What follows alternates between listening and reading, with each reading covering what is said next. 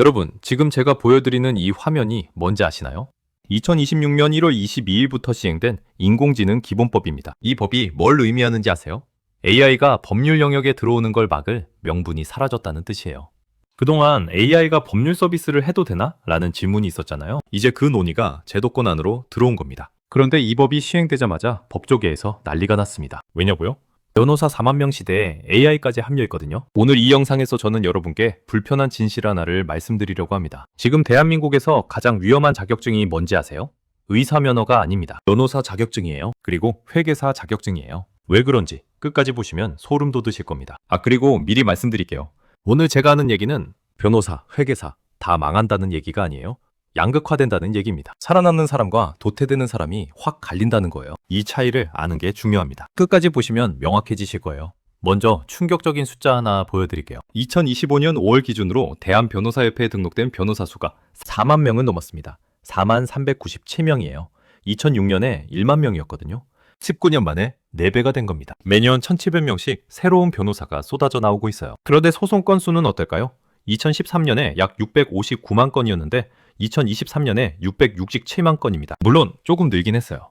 행정사건이나 조정사건은 소폭 증가했거든요. 근데 핵심은 뭐냐면 변호사 증가 속도를 법률 시장이 따라오지 못하고 있다는 거예요. 변호사는 4배 늘었는데 시장은 그 속도를 못 따라간 겁니다. 이게 무슨 상황이냐면요. 2025년 변호사 시험에 합격한 1,744명 중에서 284명이 아직 취업하지 못한 상태입니다. 변호사 자격증 따고도 갈 곳이 없어서 대한변협에서 운영하는 연수 프로그램에 6개월 동안 110만 원 내면서 다니는 분들이 수백 명씩 있어요. 자격증을 따고도 추가 연수를 선택해야 하는 상황인 거예요. 서초동의 한 2년차 변호사분이 이렇게 말했습니다. 사무실에 전화 한 통 오는 것도 감지덕지입니다. 상담 전화 한 통 오는 게 감사한 세상이 된 거예요. 그런데 여기서 끝이 아닙니다. 진짜 문제는 지금부터예요. 2023년 3월에 오픈AI가 GPT-4를 공개했을 때 무슨 일이 있었는지 기억하시나요? GPT-4가 미국 변호사 시험 기준 모의 테스트를 봤는데요. 상위 10%에 해당하는 성적을 받았습니다. 참고로 그 몇 달 전에 나온 GPT 3.5는 하위 10%였는데 불과 몇 달 만에 꼴찌에서 상위권으로 뛰어오른 겁니다. 그리고 지금은 2026년이에요. GPT-4가 나온 지 3년이 지났습니다. 지금 AI가 어디까지 발전했는지 아세요? 상상 그 이상의 수준입니다. 영국의 대형 로펌 상당수가 이미 AI를 업무에 활용하고 있습니다. 링클레이터스라는 로펌은 라일라라는 자체 AI 챗봇을 만들었고요. 클리포드 챈스는 클리포드 챈스 어시스트라는 AI를 개발했습니다. 버드앤버드라는 로펌의 변호사가 이렇게 말했습니다. 며칠 걸리던 계약 분석이 1시간 이하로 단축됐다. 기술의 진보가 정말 무서울 정도입니다. 그러면 그 며칠 동안 일하던 변호사는 뭐가 되는 거죠? 그 업무를 더 이상 사람이 할 필요가 없어지는 거예요. JP모건이라는 글로벌 금융회사 아시죠? 여기서 일어난 일은 더 드라마틱합니다. 이 회사에서 매년 계약서 검토하는데 36만 시간을 썼다고 해요. 사내 변호사들이 1년 내내 계약서만 들여다본 거예요. 그런데 이 회사가 코인이라는 AI 시스템을 도입했더니 그 작업이 사실상 즉시 처리된대요. 수초에서 수분 내로 끝난다는 거예요. 36만 시간 걸리던 일이 순식간에 처리되는 겁니다. 이게 말이 됩니까? 근데 이게 현실입니다. 우리가 마주한 2026년에 아주 차갑고도 놀라운 현실인 거죠. 자, 여기서 질문 하나 드릴게요. 왜 의사는 상대적으로 덜 위험하고 변호사랑 회계사는 더 위험하다고 할까요? 서울대병원이 개발한 한국형 의료 AI가 의사 국가고시에서 평균 정답률 86.2%를 기록했습니다. 실제 의사들 평균이 79.9%였으니까 AI가 의사들보다 시험을 더 잘 본 겁니다. 그런데 왜 의사는 AI 대체 논의가 상대적으로 약할까요? 이유가 있습니다. 의사는 환자의 몸을 직접 만지거든요. 여러분이 배가 아파서 병원에 갔는데 의사가 안 나오고 화면에 AI가 떠서 복부 CT 촬영하시고 다음 주에 오세요 라고 하면 기분이 어떠시겠어요? 불안하잖아요. 수술할 때 로봇이 혼자 하면 무섭잖아요. 의료 행위의 핵심은 환자와의 관계 형성이에요. 환자 손 잡아주고 눈 마주치고 괜찮으실 겁니다 한마디 해주는 게 치료의 일부거든요. 그래서 의료 AI는 의사를 완전 대체하기보다는 보조 역할인 거죠. 진단은 AI가 도와주고 최종 결정과 환자 케어는 의사가 하는 구조를. 그런데 변호사는요? 법률 문서를 작성하고 판례를 검색하고 계약서를 검토하는 게 업무의 대부분이에요. 이게 다 데이터 작업이거든요. AI가 가장 잘하는 게 뭐예요? 데이터 처리잖아요. 대용량 문서 분석, 패턴 인식, 반복 작업 자동화. 이게 전부 AI 전문 분야예요. 변호사 업무의 상당 부분이 AI로 대체 가능하다는 분석이 나오는 이유가 여기 있습니다. 회계사는 더 심각해요. 한국고용정보원이랑 여러 연구기관에서 AI에 의한 일자리 위험을 분석했는데요. 회계사와 세무사가 자동화 위험도 최상위권이에요. 왜 그럴까요? 회계 업무가 반복적이고 규칙 기반이거든요.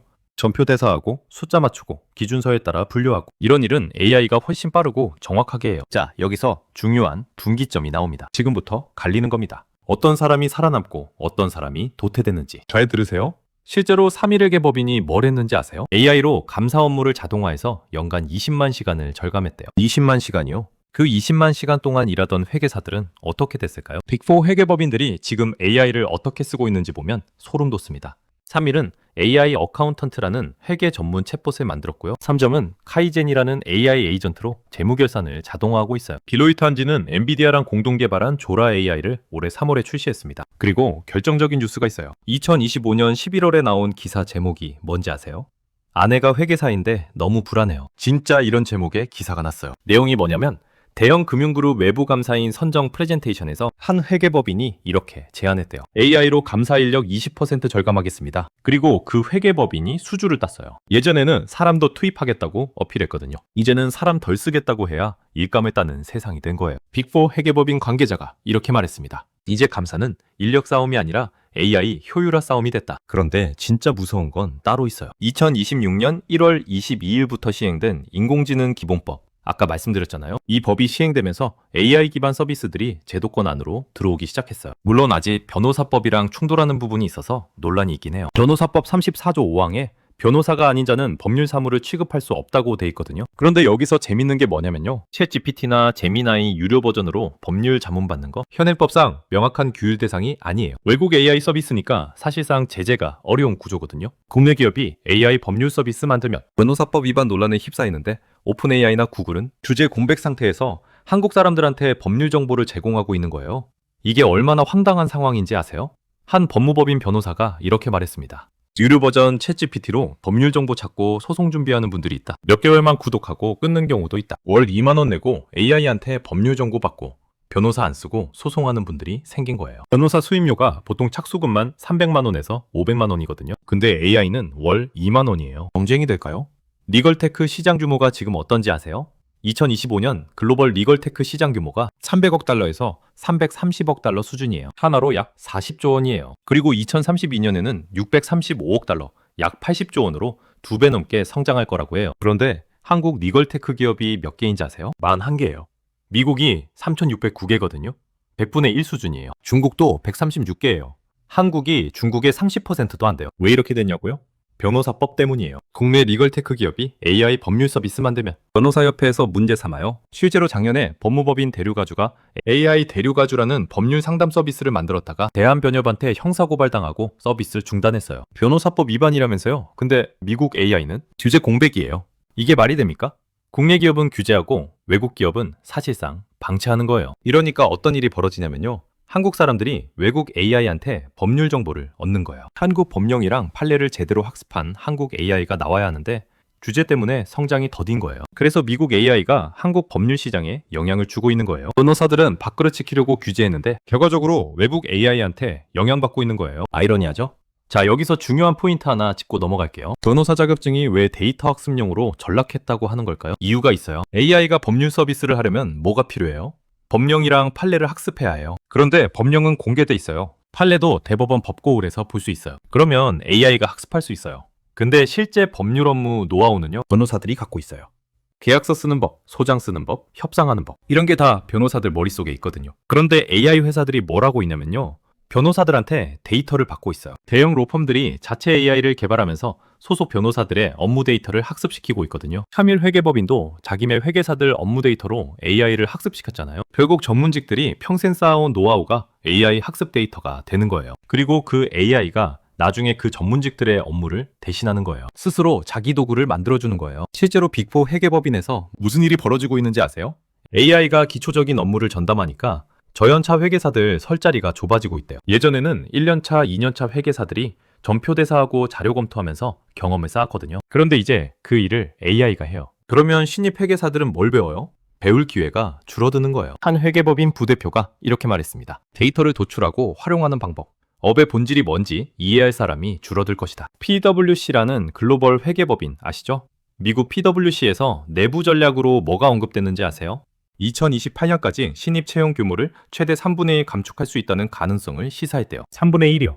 이유가 뭐냐면 AI가 단순 업무를 대체하니까 신입 수요가 줄었대요. 대신에 신입들이 입사 3년차 이내에 중간 관리자 역할을 맡을 수 있도록 훈련한대요. 무슨 말이냐면 예전처럼 밑바닥부터 천천히 배우는 게 아니라 바로 고급 업무를 해야 한다는 거예요. AI가 밑바닥 업무를 다 해버리니까요. 한국도 마찬가지예요. 빅4 회계법인의 올해 신입 채용 규모가 700명 미만으로 떨어질 수 있다는 전망이 나왔어요. 작년에 800명대였거든요. 회계사 합격자는 1200명인데 빅4가 700명도 안 뽑는다는 거예요. 나머지 500명은 어디로 가요? 중소형 법인 가거나 아예 회계사 안 하는 거예요. 회계사 자격증 따고도 회계사 안 하는 사람들이 생기고 있다는 거예요. 자, 여기서 질문 하나 드릴게요. 여러분, 자녀가 지금 고등학생이라고 해볼게요. 아이가 나 로스쿨 가서 변호사 할래 또는 나 회계사 될래 라고 하면 뭐라고 하시겠어요? 예전 같으면 와, 우리 아들 대단하다. 전문직이면 평생 먹고 살 걱정 없겠네 라고 했을 거예요. 근데 지금은요? 저라면 이렇게 물어볼 것 같아요. 그 직업에서 AI랑 어떻게 일할 건지 생각해봤어? 제가 과장하는 거 아니에요. 숫자로 보여드릴게요. 변호사들 사이에서 소득 양극화가 심각해요. 상위권 변호사들은 여전히 잘 벌지만 하위 다수가 연소득 3천만 원 전후라는 분석이 있어요. 변호사가 연봉 3천만 원대라는 거예요. 월 250만 원 수준이에요. 로스쿨 학비가 3년에 6천만 원에서 1억이거든요. 학자금 대출 갚으면서 월 250만 원 벌면 뭐가 남아요? 정말 소름 돋는 현실이죠. 연관 출신 유명 변호사도 수임료 낮추고 있대요. 마약 사건 수임료를 500만 원 아래로 낮춘 판사 출신 변호사가 있대요. 예전에는 정관이면 최소 1천만 원부터 시작했거든요. 시장이 완전히 변한 겁니다. 회계사는요? 빅4 회계법인 채용 경쟁률이 치열해졌는데 들어가도 AI 때문에 미래가 불안하대요. 들어가기도 힘들고 들어가도 불안한 거예요. 그렇다고 중소형 회계법인 가면요? AI 효율화 경쟁에서 밀리고 있죠. 출혈 경쟁이 심해지고 있대요. 대형이 20% 절감을 내세우면 중소형은 더 큰 폭의 비용 절감을 내세워야 하니까요. 근데 여기서 반전이 있어요. 이게 오늘 영상의 핵심입니다. 잘 들으셔야 합니다. 모든 변호사, 모든 회계사가 다 위험한 건 아니에요. 위험한 영역이랑 안전한 영역이 있어요. 뭐가 위험하고 뭐가 안전한지 알려드릴게요. 위험한 건요, 단순 반복 업무예요. 이건 AI가 더 잘하죠. 계약서 검토, 판례 검색, 전표 대사, 공시문서 작성 이런 거요. 이건 AI가 더 빠르고 더 정확하게 해요. 인간이 경쟁이 안 돼요. 안전한 건 뭐냐면요, 바로 사실관계 판단입니다. 이건 직관이 필요하죠. 법률시험은 사실관계가 확정된 상태에서 법률을 적용하라고 물어봐요. 근데 실제 소송은요, 사실관계부터 싸워요. 원고가 이렇게 말했다. 아니다. 원고는 저렇게 말했다. 이런 식으로요. 인간의 판단이 핵심입니다. 이걸 판단하는 건 AI가 잘 못해요. 경험이랑 직관이 필요하거든요. 또 하나, 의뢰인을 설득하고 공감하는 것도 AI가 못해요. 변호사가 의뢰인한테 걱정 마세요. 최선을 다하겠습니다 하면서 손잡아주는 거야. 그게 서비스의 일부잖아요. AI가 못해요. 그래서 결론이 뭐냐면요, AI를 활용할 줄 아는 변호사가 AI를 활용할 줄 모르는 변호사를 대체할 거예요. AI가 변호사를 대체하는 게 아니라요. 이수경 대법관이 2025년 리걸테크 전시회에서 이렇게 말했어요. AI를 활용할 줄 아는 변호사가 그렇지 않은 변호사를 대체할 것이다. 핵심이 여기 있어요. AI가 적이 아니라 도구예요. 그 도구를 잘 쓰는 사람이 이기는 거예요. AI를 쓰는 쪽이 돈 버는 뇌입니다. 실제로 지금 잘 나가는 변호사들 보면요, AI 적극적으로 쓰고 있어요. 에박스 AI라는 판례 요약 플랫폼 아세요? 출시 1년 만에 이용자가 2만 3천 명이래요. 판사, 검사, 변호사들이 쓰고 있어요. 슈퍼로이어라는 서비스는 변호사 회원 95.2%가 추천했대요. 왜 쓸까요? 업무 효율이 확 올라가니까요. 며칠 걸리던 판례 검색이 몇 분이면 끝나니까요. 그러면 AI를 못 쓰는 변호사는 어떻게 될까요? 도태되는 거예요. 쓸 줄 아는 변호사는 같은 시간에 10배 더 많은 일을 처리하거든요. 가격 경쟁에서도 이기고 품질 경쟁에서도 이겨요. 결국 AI를 거부하는 변호사는 시장에서 밀려나는 거예요. 자, 여기서 다시 처음 질문으로 돌아갈게요. 왜 자격증만으로는 차별화가 안 되는 시대가 됐을까요? 답이 나왔죠? 변호사 자격증 자체는 의미가 있어요. 법률 지식이 있다는 증명이니까요. 근데 그 지식만으로는 부족해진 거예요. AI도 그 지식을 갖고 있으니까요. 자격증의 상대적 희소성이 약해진 거예요. 중요한 건 AI가 잘 못하는 걸 할 줄 아느냐예요. 사실관계 판단, 의뢰인 공감, 새로운 법리 창출, 이런 걸 할 줄 알아야 살아남는 거예요. 그리고 AI를 도구로 활용해서 효율을 극대화하는 거예요. 그래서 제가 드리고 싶은 말씀은요, 자격증의 가치가 달라졌다는 거예요. 예전에는 자격증이 진입 장벽이었어요. 변호사 자격증이 있으면 변호사만 할 수 있는 일을 독점할 수 있었거든요. 근데 이제는요, AI가 그 장벽을 허물고 있어요. 자격증이 있어도 AI보다 못하면 의미가 줄어드는 거예요. 그렇다고 자격증이 완전히 무의미해진 건 아니에요. 아직은요. 왜냐면 법적 책임 문제가 있거든요. AI가 잘못된 자문을 하면 누가 책임져요? 아직 명확하지 않아요. 그래서 최종 결정은 사람이 해야 해요. 변호사가 AI 결과물을 검토하고 책임지고 서명하는 거예요. 그 역할은 아직 남아있어요. 근데 이것도 언제까지일지 모르겠어요. AI 신뢰도가 계속 올라가고 있거든요. 지금은 AI가 실수할 수 있다고 생각하지만 나중에 AI가 인간보다 실수를 덜 한다는 게 증명되면 그때는 AI한테 책임을 물을 수 있는 법이 만들어질 수도 있어요. 그러면 진짜 자격증의 의미가 달라지는 거예요. 마지막으로 정리해 드릴게요. 2026년 지금 대한민국에서 가장 변화가 큰 자격증은 변호사랑 회계사예요. 왜냐면 이 직업들의 핵심 업무가 데이터 처리이고 AI가 가장 잘하는 게 데이터 처리거든요. 인공지능 기본법 시행으로 AI 서비스가 제도권으로 들어왔고요. 리걸테크 시장은 폭발적으로 성장하고 있어요. 변호사 4만 명 시대에 AI까지 가세하면서 양극화는 더 심해질 거예요. 하지만 모든 변호사, 모든 회계사가 사라지는 건 아니에요. 오히려 반대예요. AI를 도구로 활용하면서 AI가 잘 못하는 일을 할 줄 아는 사람은 더 잘 될 거예요. AI가 단순 업무를 해주니까 고부가 가치 업무에 집중할 수 있거든요. 문제는 그렇게 못하는 사람들이, 그 사람들이 도태되는 거예요. 그래서 양극화라고 말씀드린 거예요. 결국 핵심은요, 자격증이 아니라 역량이에요. 자격증은 출발선에 서게 해줄 뿐이에요. 레이스에서 이기려면 발릴 줄 알아야 해요. AI 시대에 달리는 법은요, AI랑 협업하는 법을 배우는 거예요. AI를 적으로 보지 말고 파트너로 보는 거예요. AI를 쓰는 쪽이 돈 버는 뇌입니다. 그게 살아남는 길이에요. 여러분, 오늘 영상 어떠셨나요? 불편한 진실이었을 수도 있어요. 근데 저는 사실을 말씀드린 거예요. 여러분의 자녀가 여러분이 준비하는 자격증이 10년 뒤에도 가치가 있을지 한번 생각해 보셨으면 좋겠어요. 그리고 AI 시대에 어떻게 준비해야 하는지도요. 핵심은 망한다가 아니라 갈린다예요. 어느 쪽에 설 건지는 여러분의 선택입니다. 이 영상이 도움이 되셨다면 좋아요, 구독 부탁드리고요. 댓글로 여러분 생각도 남겨주세요. 변호사분들, 회계사분들, 취업 준비생분들 의견 궁금합니다. 다음 영상에서 또 뵙겠습니다.